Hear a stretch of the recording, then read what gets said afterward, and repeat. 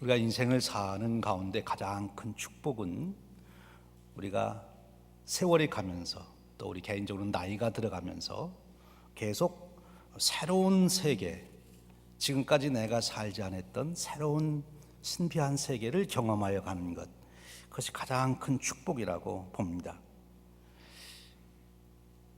그런 면에서 우리에게 가장 중요한 것이 있다면, 그럼 어떻게 우리는 지금까지 살아보지 못한 새로운 세계를 열어갈 수가 있을까? 그 길을 우리가 어떻게 찾을 수 있을까? 그것이 우리의 관심이 된 것입니다. 여러분, 어떻게 여러분들에게 새로운 세계를 열어갈 수가 있다고 생각합니까? 사실 여러분들이 여러분 자녀들에게는 꼭 정확하게 그렇게 깨닫진 않았지만 무의식적으로라도 끊임없이 반복적으로 교훈한 그런 말씀들이 있어요. 이게 뭔가면 공부해라. 그래야 내가 앞으로 훌륭하게 살 수 있다. 또 잘 살 수 있다. 그 축복된 삶을 살 수 있다. 그렇게 얘기를 하지요. 새로운 것을 알기 전에는 새로운 세계를 살 수가 없어요. 지금까지 과학 문명으로만 보더라도 인간은 새로운 지식, 과학 지식을 발견할 때마다 우리 인간들은 새로운 세계를 열어왔어요. 컴퓨터를 발견하니까 온 세상이 전혀 달라졌잖아요. 스마트폰 개발해놓고 얼마나 세상이 바뀌었습니까? 새로운 세상을 사는 것, 그것은 새로운 지식을 얻을 때, 새로운 것을 알게 될 때 새로운 세계를 살 수가 있는 거지요. 근데 그 새로운 지식을 어떻게 얻을 수 있느냐? 배워야 된다는 것입니다. 배움이 우리에게 늘 새로운 세계로 열어주는 그런 축복의 통로라고 하는 것이죠. 중국의 10대 우수 경영교육자로 선정이 된 왕중추라고 하는 분이 Perfect Work라고 하는 그의 책에서 그런 말을 했어요. 목숨 외에 포기할 수 없는 것이 무엇이냐고 내게 묻는다면 그것은 배움에 대한 열망이라고 말하겠다. 그렇게 얘기했습니다. 오늘날 중국이 갑자기 이렇게 부상하게 되는 그 배경에도 이런 사람들의 그 사상이 깔려 있는 거죠. 배움에 대한 열정. 사실 그런데 중국 사람들이 가지고 있는, 아니 중국만이 아니라 아시아에 있는 사람들이 이 배움에 대한 일깨움, 배움의 중요성을 일깨움 받게 한 동양의 훌륭한 스승이 있는데 잘 아시는 공자 선생님이죠.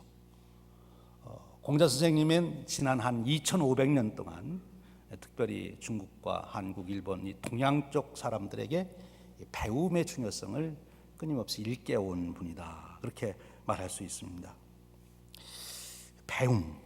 참 배움이 중요하지요. 그래서 호세아서 4장 6절에서도 이렇게 말씀합니다. 내 백성이 지식이 없어서 망한다. 지식이 없어서 새로운 세계를 열지 못한다. 그렇게 해석할 수 있어요. 반대로 말하면 지식이 있어야 흥할 수 있다. 지식이 있어야 새로운 세계를 열어갈 수 있다. 그럼 지식은 어떻게 얻는 것입니까? 배움을 통해서 얻는 거지요. 여기서 우리는 이제 생각해 보게 되는 것입니다. 그러면 우리가 배움이라고 하는 일이 일어나기 위해서, 내가 배우기 위해서 어떤 조건이 주어져야 우리가 정말 잘 배울 수 있을까 하는 거예요.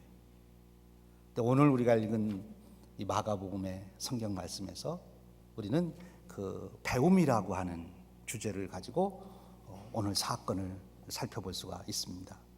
한 청년이, 한 부자가 예수님께 찾아와서 한 이야기, 그 속에 배움에 대한 비밀이 담겨 있어요. 오늘 말씀은 이렇게 시작됩니다. 예수께서 길에 나가실 때 한 사람이 달려와서 꿇어 앉아 묻자오되 선한 선생님이 내가 무엇을 하여야 영생을 얻으리까? 한 사람이 와서 예수님께 가르쳐 달라는 거지요. 내가 무엇을 하여야 영생을 얻겠습니까? 자기에게 영생을 얻을 수 있는 새로운 지식을 알려달라. 그렇게 지금 구하는 것입니다. 그런데 이 이야기 속에 이 배움에 아주 중요한 조건들이 다 들어 있어요. 먼저 오늘 말씀을 보면 이 사람을 소개하면서 한 사람이 달려와서 이렇게 말을 합니다. 배움에 있어서 가장 중요한 것은 열정이라고 말할 수 있어요. 열정. 달려왔다 하는 얘기는 열정입니다. 걸어온 것이 아닙니다. 예수님이 자기를 찾아올 때까지 기다린 것도 아닙니다. 성경에 보면 예수님이 많은 사람들을 만나시는데 많은 경우 예수님이 찾아가서 만나요. 그런데 오늘 이 사람은 예수님이 찾아올 때까지 기다리지 않고 자기가 예수님을 찾아가는데 걸어서 찾아간 것도 아니고 달려서 찾아갔다. 굉장한 열정을 말하는 거죠.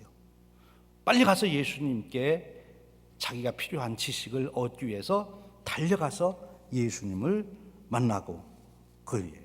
배움에는 열정이 있어야 된다는 거죠.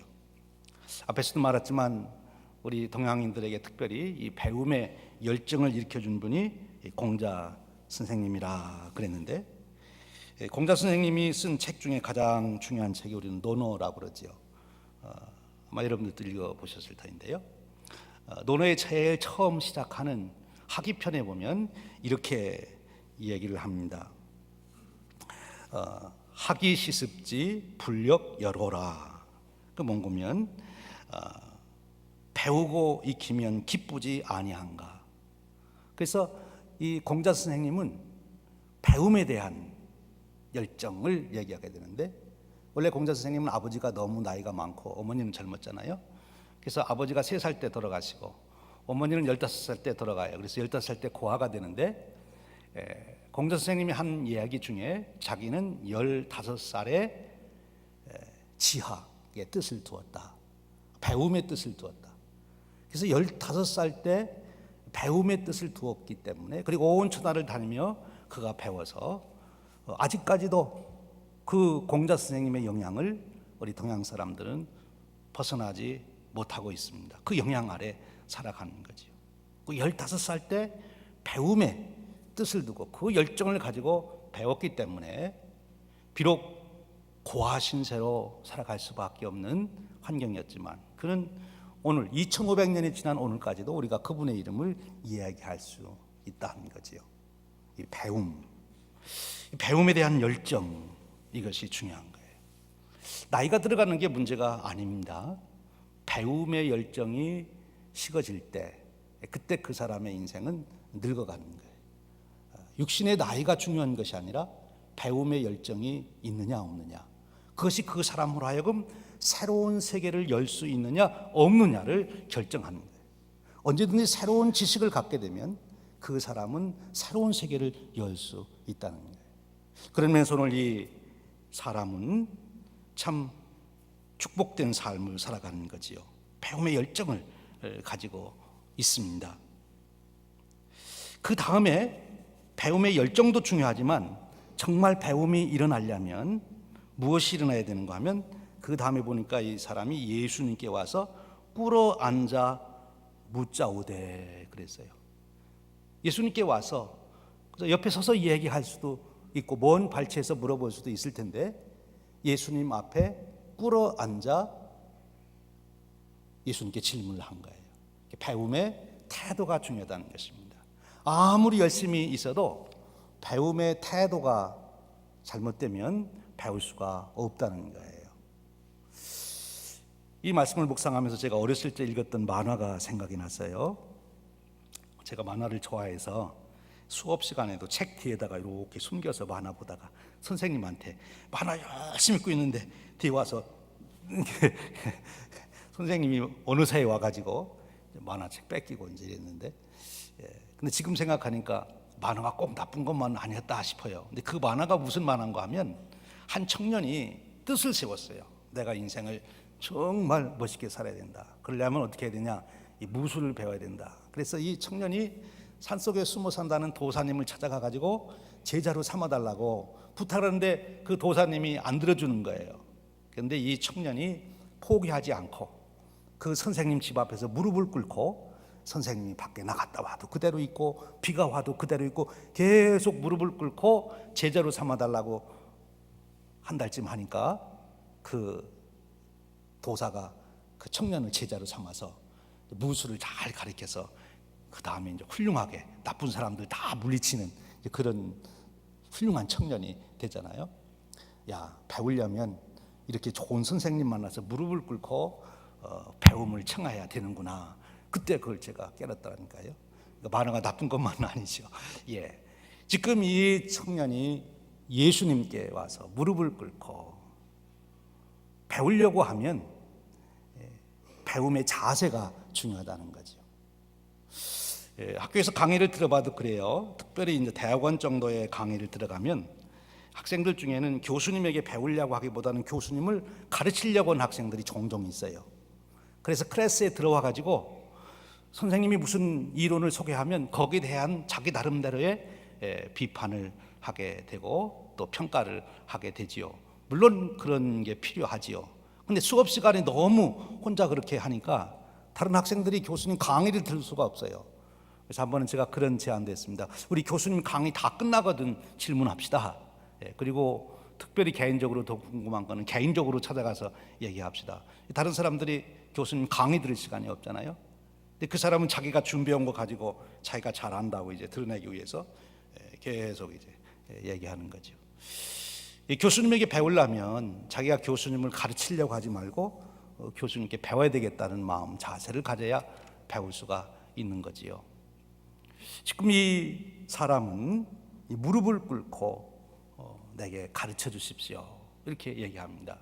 정말 배우는 자로서의 좋은 자세를 보여주고 있음을 보게 됩니다. 그런데 배우는 열정도 중요하고 배우려고 하는 자세도 참 중요한데 오늘 이 사람은 더 중요한 것을 우리에게 가르쳐 주고 있어요. 정말 인생에서 우리가 배워야 될 것이 뭐냐. 시시한 것 배우면 시시한 세계를 만들어 갈 수밖에 없고요. 정말 귀한 것을 배우면 귀한 세계를 열어갈 수 있는 거예요. 자연과학의 세계에서만 봐도 과학자들이 시시한 거 발견한 사람은 시시한 거 만들고요. 정말 놀라운 과학의 새로운 진리를, 이치를 깨달은 사람들은 새로운 세계, 뉴턴과 같이 새로운 세계를 열어가게 되는 거지요. 그런데 오늘 이 사람은 예수님께 와서 그렇게 질문합니다. 뭐라고 질문합니까? 내가 무엇을 하여야 영생을 얻을 수 있사오리까? 참 놀라운 질문이죠. 사실 그동안 예수님을 만난 사람, 예수님을 찾아온 사람들이 대부분 예수님께 물어보고 싶었던 것은 예수님, 저 이렇게 병들어 아픈데 병 고쳐주십시오. 그것도 참 중요하지요. 근데 병은 고쳐봐야, 아무리 고쳐봐야 얼마 동안 축복을 누리는가 하면 10년, 길게는 30년, 아주 길게는 뭐 6, 70년 자기가 육신을 가지고 사는 동안 그 축복을 누린다고 볼 수 있지요. 어떤 사람들은 와서 어떻게 하면 돈을 벌을 수 있을까? 아마 그런 생각을 가지고 예수님께 찾아오기도 하고, 또 지금 예수님 제자들은 심지어 자기가 예수님 통해서 출세하고자 예수님을 찾아와서 어떻게 하면 내가 출세할 수 있을까? 그거 질문하고 있는 거예요. 구체적으로 그렇게 표현은 안 했지만 그들이 가지고 있는 지금 마음속의 질문, 예수님께로부터 배우고자 하는 것은 어떻게 하면 출세할 수 있을까? 여러분, 그들이 출세해봐야 몇 년 동안 부귀영화를 누리는 거예요. 한 30년, 40년 누릴 수 있겠지요. 그런데 지금 이 사람은 와가지고 내가 무엇을 해야 영생을 얻을 수 있겠습니까? 영생, 영원한 생명. 이 영생이라고 하는 것은 시간적으로도 영원할 뿐만 아니라 공간적인 개념, 가치 개념에서도 영원토록 가치가 있는 것, 그런 삶을 내가 어떻게 살 수 있습니까? 라고 질문하는 거예요. 오늘 말씀을 계속 읽어가 보면 이 젊은이는 부자라고 표현이 되어 있어요. 그러니까 이 젊은이가 보통 사람은 사실 아니에요. 당시 시대적인 상황으로 볼 때 그런 시대적인 상황 속에서 부자가 됐다고 하는 것은 이 청년 나름대로 비범한 면이 있었음에 틀림이 없어요. 식민지 국가에 살면서 또 헤롯 대왕이 죽고 세 아들에게 나라가 분할되어 통치되며 정세가 불안전한 그때에, 그리고 사회적으로는 여기저기서 끊임없이 소요가 일어나는 그런 때, 종교적으로도 많이 타락되어 있던, 그래서 많은 사람들이 방황하고 있는 그런 때, 그거 어떻게 해서 돈을 벌었는지는 모르지만 부자라 그랬어요. 아마 사업을 잘했던 것 같아요. 그런데 이 사람이 아무리 돈을 많이 자기가 벌었어도, 어쩌면 평생 돈 걱정 없이는 살 수 있을 만큼 벌어 놨을지라도 그에게 질문이 주어진 거지요.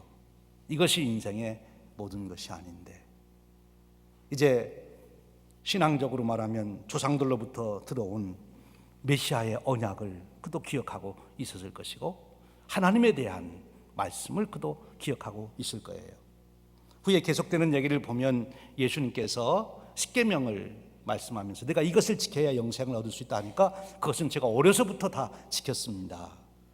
그러니까 이 사람은 어려서부터 율법을 잘 지켜온, 어쩌면 바리새인과 같은 그런 사람이었을 것이고, 또 거기에다가 돈까지 벌었으니까 아주 뛰어난 엘리트였지 않겠습니까?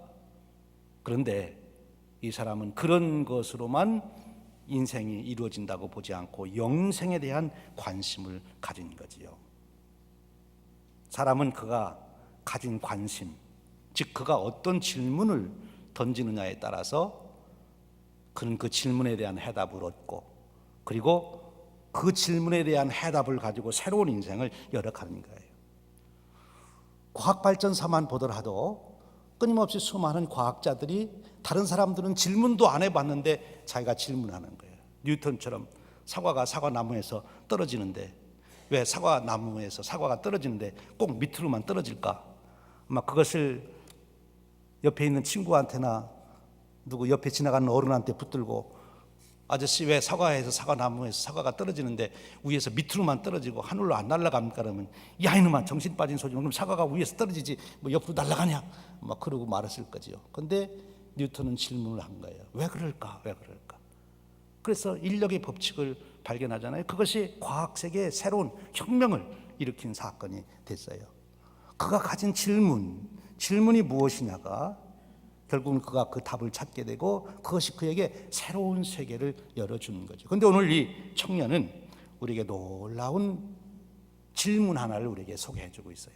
사람이 꼭 던져야 될 질문, 정말 사람이 이 땅을 살아가면서 반드시 던지고 얻어야 될, 답을 얻어야 될 질문, 그것은 내가 무엇을 하여야 영생을 얻을 수 있습니까? 영생에 대한 질문이에요.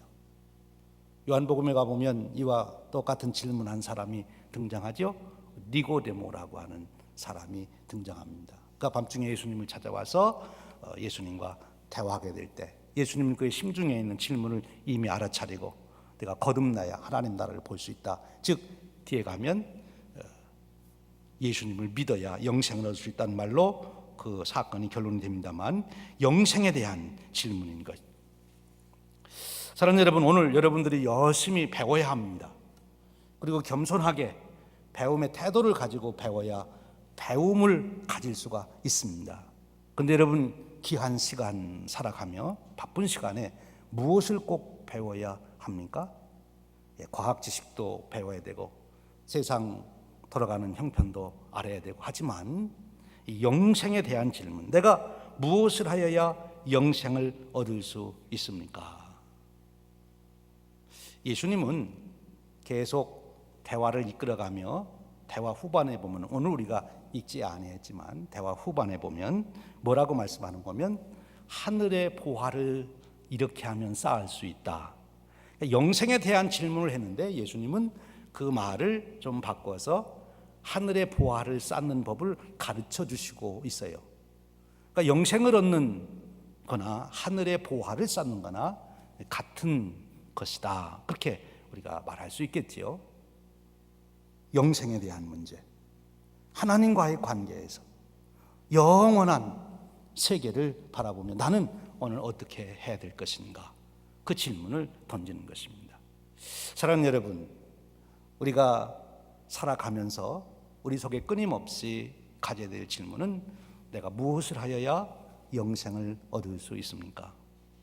오늘 그것을 우리의 삶 속에 구체적으로 우리의 말로 바꾸어서 말한다면 내가 무엇을 하여야 하나님께 영광을 돌릴 수 있을까? 그 질문을 하는 거지. 오늘 내가 무엇을 해야 돈을 많이 벌을까? 그 질문이 아니라 오늘 내가 무엇을 해야 하나님께 영광을 돌릴 수 있을까? 오늘 내가 무엇을 해야 사람들로부터 인기를 얻을 수 있을까? 칭찬을 받을 수 있을까? 내가 무엇을 해야 하나님으로부터 칭찬과 인정을 받을 수 있을까? 질문을 그렇게 바꿔야 되는 거죠. 오늘 지금 이 부자는 그렇게 우리에게 교훈해 주고 있습니다.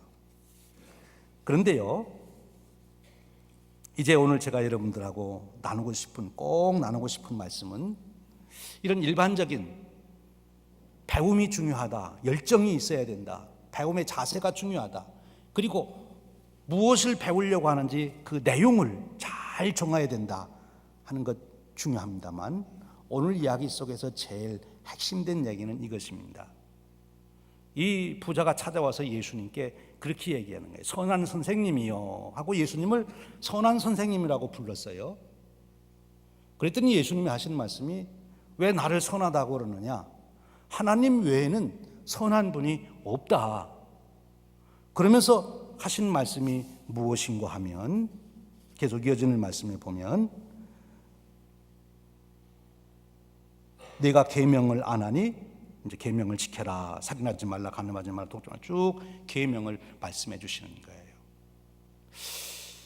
이 사람이 와서 예수님을 향하여 선한 선생님이라고 그럴 때 왜 예수님은 하나님 외에는 선한 분이 없는데 왜 나를 선하다고 하느냐, 이렇게 말씀하신 거예요. 그 말씀은 이렇게 역으로 질문하는 것입니다.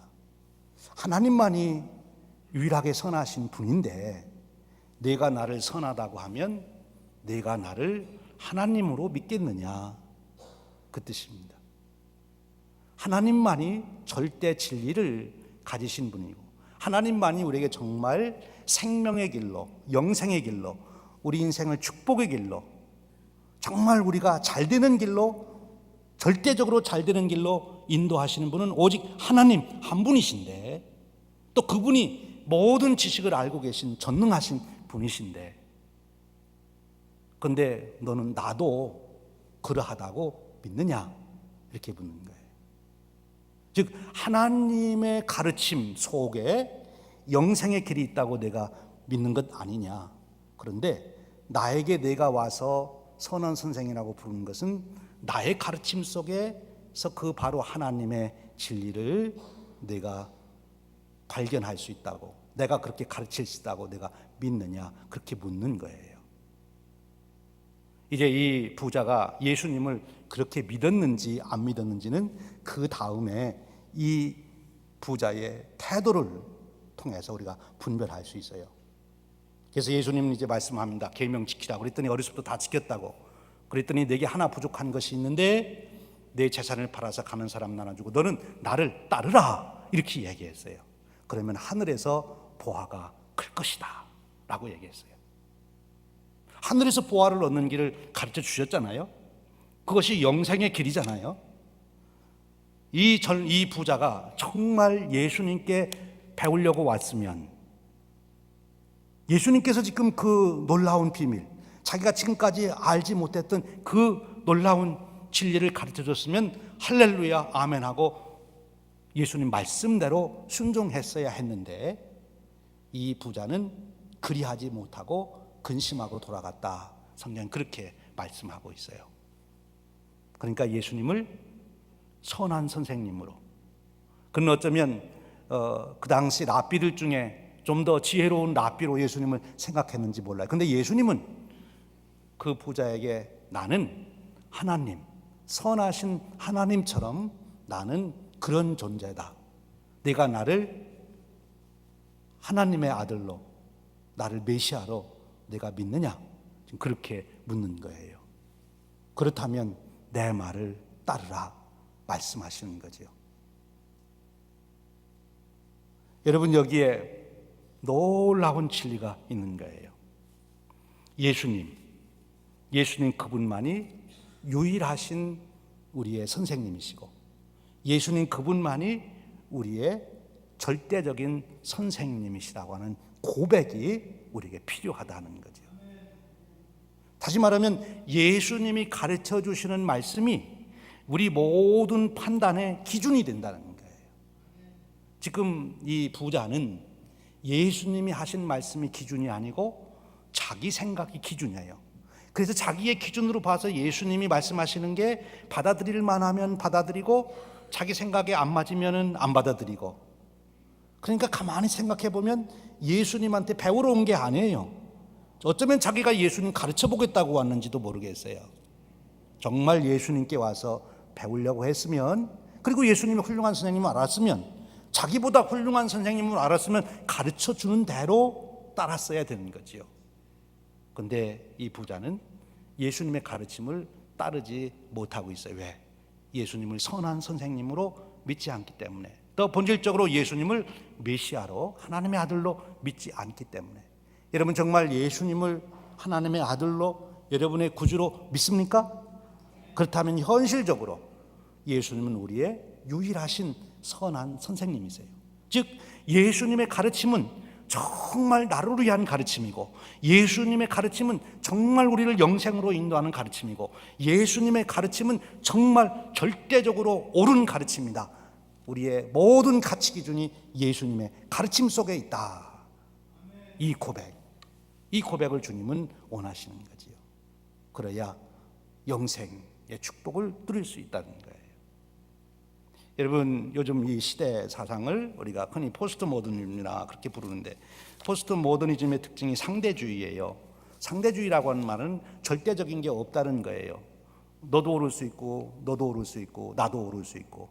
그래서 결국 마지막 결론은 어떻게 내리는가 하면 내 생각에 옳다고 생각하는 쪽으로 나는 가겠다, 그렇게 나오는 거죠. 요즘에 교육학에서도 그렇게 얘기해요. 교수들이 뭐 이렇게 가르치려고 하지 말고 이미 학생에게 그 가르친 무엇을 배울 건지, 그리고 무엇을 할 건지, 그것도 다 학생들에게서 찾아내서 그것을 격려해서 그것을 결정하게 해라, 그렇게 얘기를 하지요. 그러니까 결국 자기 자신이 모든 판단의 기준이 된다는, 그것이 포스트 모더니즘의 근본 사상이에요.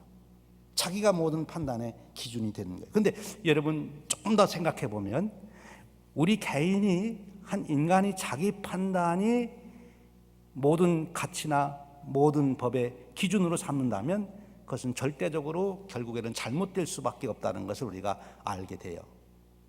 왜냐하면 사람은 심리적으로 본능적으로 자기에게 편하고 자기에게 유익되는 쪽으로 모든 것을 보기를 원합니다. 그래서 A, B, C를 놓고 선택하라고 그러면 자기에게 제일 자기 생각에 이익이 되는 것을 택하고 그것이 옳다고 주장하고 싶은 거예요. 그래서 우리가 무슨 의견을 내면 항상 우리에게는 논리가 있습니다. 당위성을 주장하죠. 나는 이래서 이것이 옳다고 생각합니다. 자기 입장에서, 자기 욕심에 근거해서 모든 판단을 하기를 원하기 때문에 결국 자기가 기준이 된다는 것은 사람은 욕심에 근거해서 판단하게 된다, 그 결론으로 가게 되는 거죠. 그런데 오늘 예수님은 그렇지 않습니다. 진정으로 내가 배우려면, 진정으로 내가 영생을 얻는, 영생을 누리는 그 길을 배우려면 나를 선한 선생으로 인정해라는 것입니다. 열정도 중요하고 배우는 태도도 중요하고 무엇을 배울 건지 주제를 정하는 것도 중요하지만 더 중요한 것은 선생님이에요.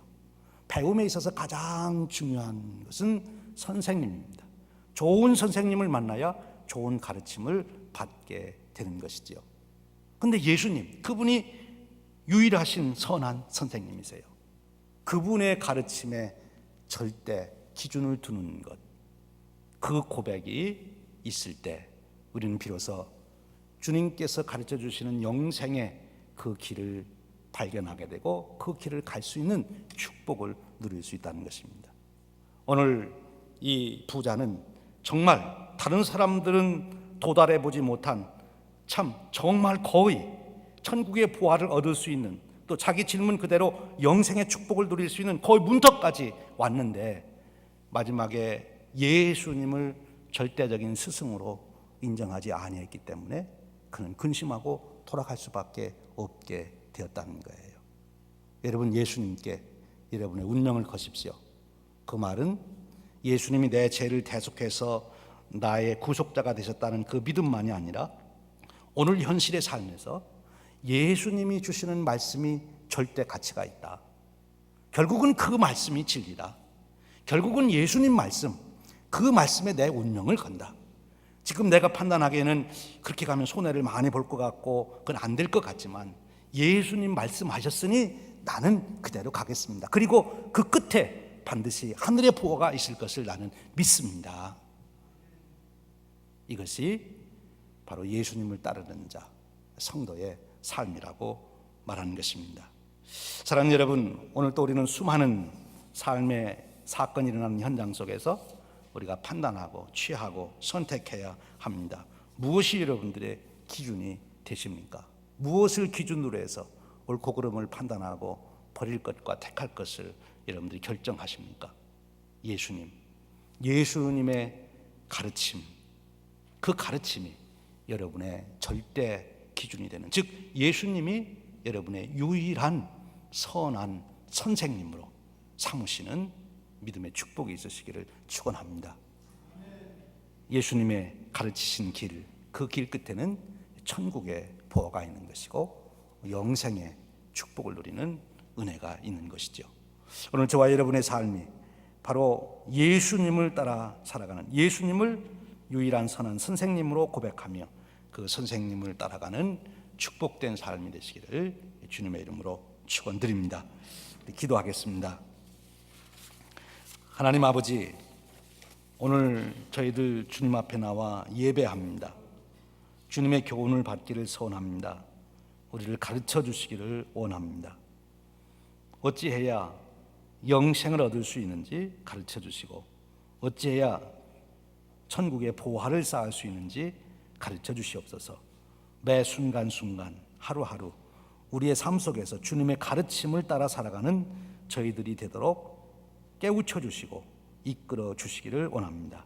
그리하여 주님 영광 중에 뵙기를 원하고 주님의 나라의 영광에 참여하기를 소원합니다.